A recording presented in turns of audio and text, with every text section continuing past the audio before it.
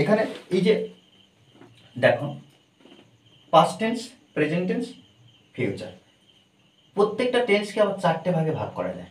দেখো indefinite, continuous, perfect আর perfect continuous. Indefinite, continuous, perfect, perfect continuous tense. দেখো এই চারটে আমাদের বুঝে নিতে হবে। কি ইনডেফিনিট বলতে কি, কোনো কাজ সাধারণভাবে ঘটলে, শুধুমাত্র দেখো আমরা কোনো টেন্সের সঙ্গে যুক্ত করব না, এখন কোনো টেন্সের সঙ্গে যুক্ত করব না, শুধুমাত্র এটা জেনে নেব ইনডেফিনিট বলতে কি। ইনডেফিনিট বলতে সাধারণ, কোনো কাজ সাধারণভাবে ঘটলে, কোনো কাজ সাধারণভাবে ঘটলে। কন্টিনিউয়াস মানে কি, কোনো কাজ কিছু সময় ধরে ঘটলে, যখন কিছু সময় ধরে ঘটবে বা কিছু সময় ধরে হবে বোঝালে বা হচ্ছে বোঝালে। এই যে কন্টিনিউয়াস মানে কি, একটা কাজ অনেক সময় নেবে। আর পারফেক্ট মানে কি, কোনো কাজ হয়ে গিয়েছে। এই যে পারফেক্ট, পারফেক্ট এই শব্দটার মাধ্যমে আমরা অলরেডি বুঝতে পারছি যে perfect is done, is done আর সি ইজ ডান, সে করে ফেলেছে, কাজটি হয়ে গিয়েছে, সেক্ষেত্রে আমরা পারফেক্ট ব্যবহার করব বাংলার ক্ষেত্রে। আর পারফেক্ট কন্টিনিউয়াস বলতে কি, কোনো কাজ আগে থেকে শুরু হয়ে কিছু সময় ধরে চললে সেটা হবে পারফেক্ট কন্টিনিউয়াস। দেখো এই চারটে আমরা যদি ভালো করে বুঝে নিই তাহলে প্রত্যেকটা টেন্স, 12টা টেন্স একসাথে বলতে পারবো, একসাথে 12টা টেন্স বলবো। তাহলে ইনডেফিনিট বললাম কি, কোনো কাজ সাধারণভাবে ঘটলে, কন্টিনিউয়াস কোনো কাজ কিছু সময় ধরে নিলে, আর পারফেক্ট মানে কি, কোনো কাজ হয়ে গেছে, সম্পন্ন হয়ে গেছে বা শেষ হয়ে গেছে। আর পারফেক্ট কন্টিনিউয়াস বলতে কি, কোনো কাজ আগে থেকে শুরু হয়ে কিছু সময় ধরে চলবে বা এখনো চলছে, এরকম একটা বিষয়। কিন্তু এবার যখন পাস্টের ক্ষেত্রে বলবো বা প্রেজেন্টের ক্ষেত্রে বলবো বা ফিউচারের ক্ষেত্রে বলবো, তখন কি হবে, যদি বলা হয় past indefinite, past indefinite tense যখন বলবো তখন কি হবে না, অতীতকালে কোনো কাজ সাধারণভাবে ঘটেছিল। পাস্ট ইনডেফিনিট কি, অতীতকালে কোনো কাজ সাধারণভাবে ঘটেছিল। প্রেজেন্ট ইনডেফিনিট কি না, বর্তমানকালে কোনো কাজ সাধারণভাবে ঘটলে। দেখো প্রত্যেকটার ক্ষেত্রে আমরা সাধারণ যুক্ত করে দিচ্ছি। অতীতকালে কোনো কাজ সাধারণভাবে ঘটেছিল, বর্তমানকালে কোনো কাজ সাধারণভাবে ঘটলে, এর সঙ্গে আরেকটা যুক্ত করতে পারি যে বর্তমানকালে কোনো কাজ সাধারণভাবে ঘটলে বা বর্তমানে কোনো অভ্যাসগত সত্য হলে, অভ্যাস বোঝালে বা চিরন্তন সত্য হলে, তখন আমরা কি করব না, প্রেজেন্ট ইনডেফিনিট ব্যবহার করব। আর ফিউচার ইনডেফিনিট টেন্স বলতে কি, ভবিষ্যৎকালে কোনো কাজ সাধারণভাবে ঘটবে, ভবিষ্যৎকালে কোনো কাজ সাধারণভাবে ঘটবে। গঠনটা দেখো এখানে কি, পাস্ট ইনডেফিনিট টেন্স মানে কি V2, শুধুমাত্র V2 ব্যবহার করব।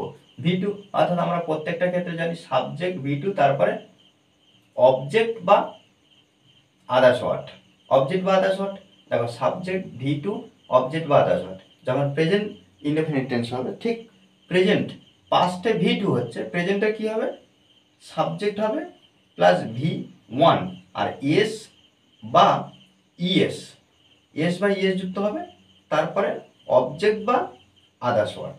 দেখো আর এস বা ইএস যুক্ত প্রত্যেকটা ভার্বের শেষে হবে না, কিন্তু প্রত্যেকটা ভার্বের শেষে হবে না।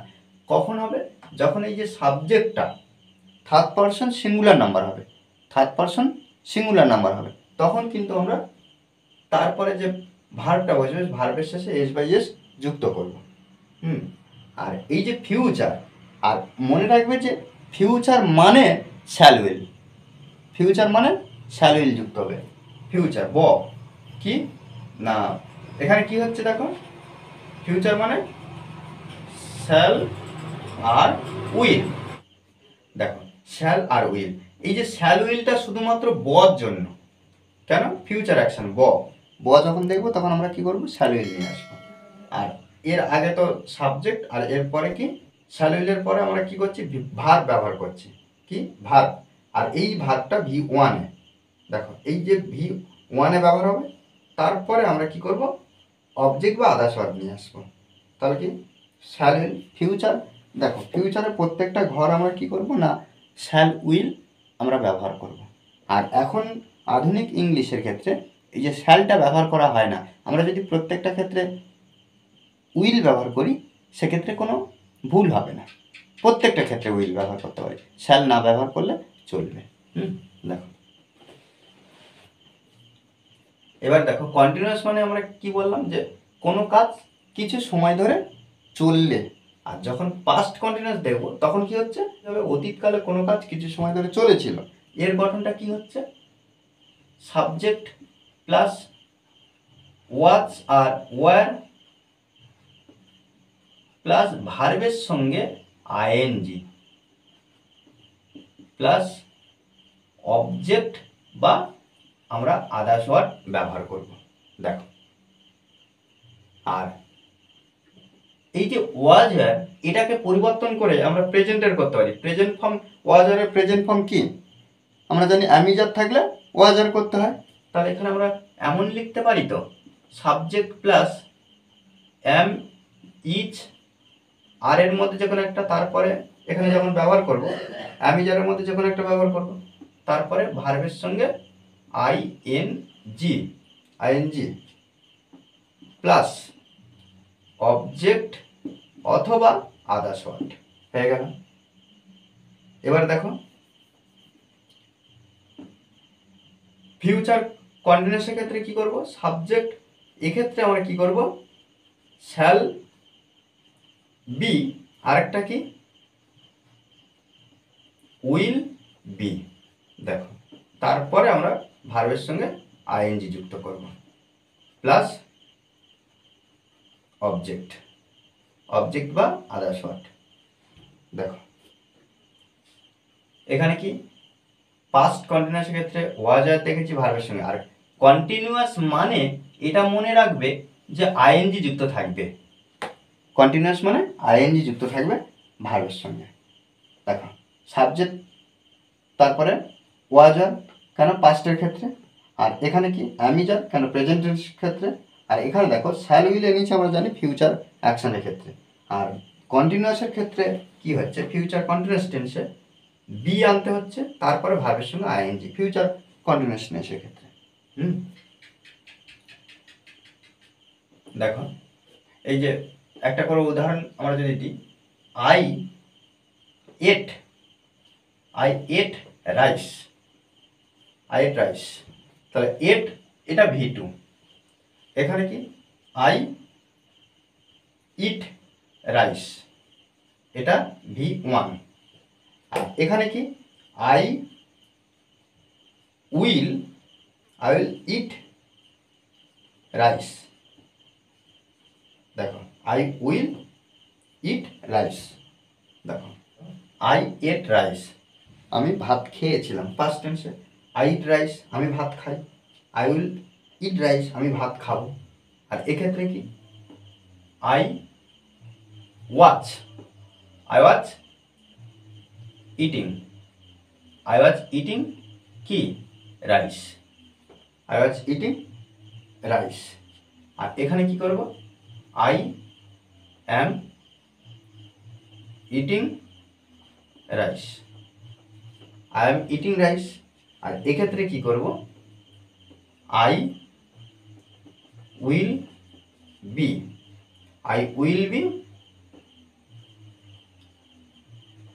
Eating rice. ওকে, আমরা অটোমেটিক কিন্তু আমরা বুঝতে পারছি যে অর্থগুলো কি হতে পারে। তাহলে আই ওয়াজ ইটিং রাইস আমি ভাত খাচ্ছিলাম, আই অ্যাম ইটিং রাইস আমি ভাত খাচ্ছি, I will be eating rice আমি ভাত খেতে থাকবো বা আমি ভাত খাবো কিছু সময় ধরে।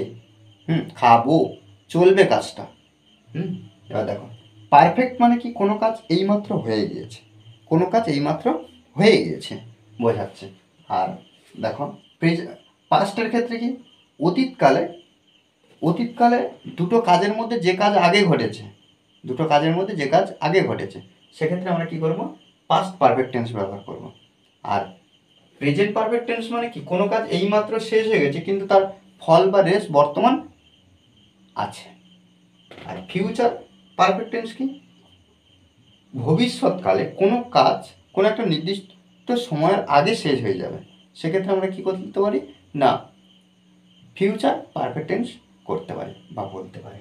এবার দেখো পারফেক্টের ক্ষেত্রে কি হবে না, যেহেতু পাস্ট পারফেক্ট অতীতকালে কোনো কাজ দুটো কাজের মধ্যে যে কাজ আগে ঘটে যাবে হয়ে থাকবে, সেটাকে আমরা বলতে পারি পাস্ট পারফেক্ট টেন্স। এক্ষেত্রে কি হচ্ছে সাবজেক্ট, এখানে দেখো পারফেক্ট মানে হ্যাভ হ্যাজ হ্যাড এর মধ্যে যে কোনো একটা নিয়ে আসতে হবে। আর যেহেতু পাস্টের কথা বলা হচ্ছে শুধুমাত্র হ্যাড, শুধুমাত্র হ্যাড, হ্যাড প্লাস V3, তারপরে আমরা আদার্স ওয়ার্ড বা অবজেক্ট যে কোনো একটা ব্যবহার করতে পারি। সাবজেক্ট হ্যাড V3, জাস্ট এখানে কি করব, subject have has plus V3, এটাই, আর কিছু নেই। আর এক্ষেত্রে কি হয়, ফিউচার ক্ষেত্রে সাবজেক্ট তারপরে শ্যাল হ্যাভ, তারপরে will have, shall have will have plus V3 plus আমরা আদার্স ওয়ার্ড ব্যবহার করতে পারি। আচ্ছা, এখানে তাহলে আমরা একটা উদাহরণ হিসাবে দেখব কি, আই হ্যাড ইটেন,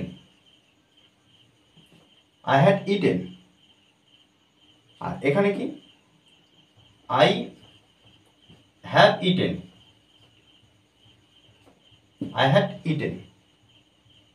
আর আই হ্যাভ ইটেন, তাহলে আই হ্যাড ইটেন, আর এখানে কি আই উইল হ্যাভ ইটেন, দেখো এভাবে কিন্তু আমাদের সহজভাবে একটা ছকের মাধ্যমে আমরা করতে পারবো। তারপর দেখো এক্ষেত্রে কি পাস্ট পারফেক্ট কন্টিনিউয়াস টেন্স, আর একটু আগে একটা জিনিস দেখো, এই শেষেরগুলো করতে হলে আমাদেরকে একটু আরও ভালো করে বুঝতে হবে। কেন? কারণ কন্টিনিউয়াস মানে ভার্বের সঙ্গে আইএনজি যুক্ত হবে, আর পারফেক্ট মানে হ্যাভ হ্যাজ হ্যাড। দেখো কী পদ্ধতিতে আমরা এটাকে সমাধান করি। দেখো পারফেক্ট হ্যাভ হ্যাজ হ্যাড, তাহলে যেহেতু এখানে পাস্ট টেন্স হচ্ছে, আর প্রত্যেকবারে তো সাবজেক্ট আমরা প্রথমে ব্যবহার করব, আর যেহেতু পাস্ট টেন্স ওই জন্য আমরা কি করব, হ্যাড ব্যবহার করব এই পারফেক্টের জন্য হ্যাড।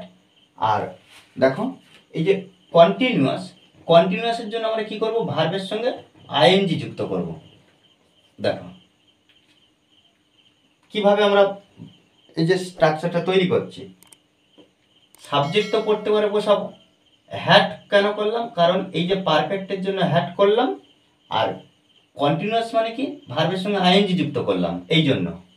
আর যেহেতু পারফেক্ট আর কন্টিনিউয়াস একসাথে যুক্ত হলো, সেহেতু আমরা কি করব, এখানে বিন বসাবো। দেখো তাহলে এখানে হ্যাড বিন প্লাস ভার্বের সঙ্গে আইএনজি প্লাস আদার্স ওয়ার্ড হয়ে গেল, আর কিছু নেই এর মধ্যে।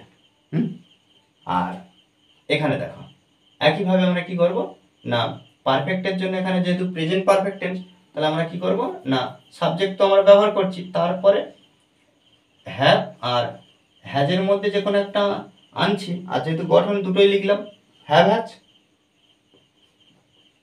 প্লাস, আর কন্টিনিউয়াসের জন্য ভার্বের সঙ্গে কি করলাম, আইএনজি যুক্ত করলাম। আর যেহেতু পারফেক্ট আর কন্টিনিউয়াস অ্যাডজাস্ট জুড়ে দিতে হচ্ছে, তাহলে এর জন্য আমরা কি করব, বিন করব। তাহলে কি হচ্ছে, subject have has plus been ভার্বের সঙ্গে আইএনজি, এটাই গঠন। আমাদেরকে কিন্তু এভাবে সহজভাবে আমরা প্র্যাকটিস করব।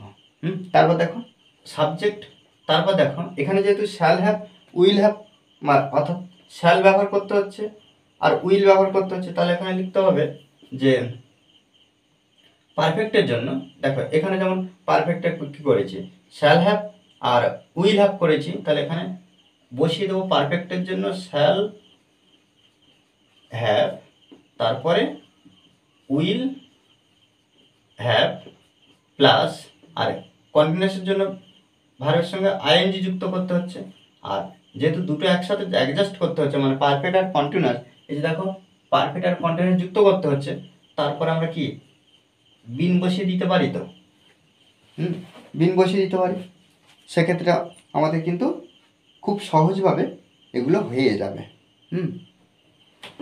আই হ্যাড বিন ইটিং, দেখো আই হ্যাড বিন ইটিং। ওকে, আচ্ছা এখানে ওই রাইস ব্যবহার করতে হবে, এখানে রাইস ব্যবহার করতে হবে বা আই হ্যাড বিন ইটিং।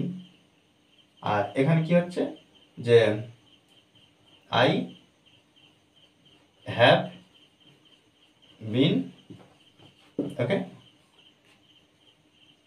আর এখানে দেখো আই শ্যাল হ্যাভ, তাহলে এখানে লিখতে পারি কি আই উইল হ্যাভ ব্যবহার করব, উইল হ্যাভ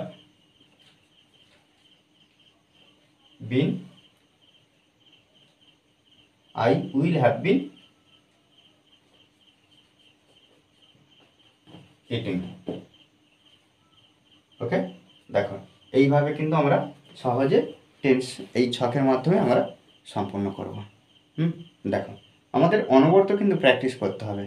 টেন্স এমন একটা বিষয় যেগুলো আমরা সহজভাবে স্পোকেন ইংলিশের ক্ষেত্রে ব্যবহার করতে পারবো। আর স্পোকেন ইংলিশের ক্ষেত্রে টেন্স না জানলে কোনো ক্ষেত্রে আমরা উন্নতি করতে পারবো না। ওই জন্য টেন্স ভেরি ইম্পর্ট্যান্ট, ওকে। আর এই ক্লাসটি যদি ভালো লাগে অবশ্যই লাইক কমেন্ট শেয়ার। আর যারা এখনও পর্যন্ত এই চ্যানেলটি সাবস্ক্রাইব করেননি তারা অবশ্যই চ্যানেলটি সাবস্ক্রাইব করে পাশে থাকবেন, okay. Thanks for watching this video.